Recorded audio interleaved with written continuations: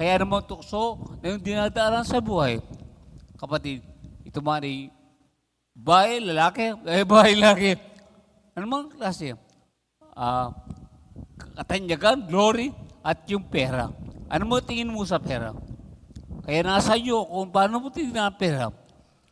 Sabihin mo, yun ba ang buhay mo o yun ba Panginoon? O Panginoon, ang pera instrumento lang. Instrumento lang sa buhay natin. Kaya po, maraming bagay sa buhay natin, tukso, ang mga nakikita ng bata, mga entertainment, mga bagay-bagay. Kaya kapatid, iyan po ay mga tukso yan.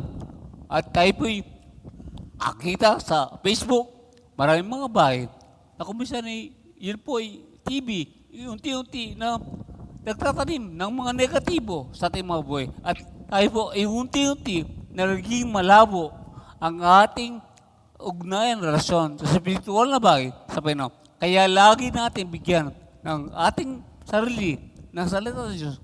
Fellowship natin, pag tuwing Sunday, siya natin ang ating pong ugnayan sa ating Panginoon. Kaya kapatid, purihin Panginoon, sa mga ito, salamat sa mensahe niya na kung saan ang anumang tukso ay meron pa tayong integrity katulad ni Joseph. Walang tiwala si Potiphar at hindi siya nagkasala sa Diyos. Kaya ikaw at ako ay meron pong araw-araw na tagumpay. Tagumpay, amen. Hallelujah. Kairos sa buhay natin. Opportunity sa bawat isa sa atin. Amen? So tayo lahat punto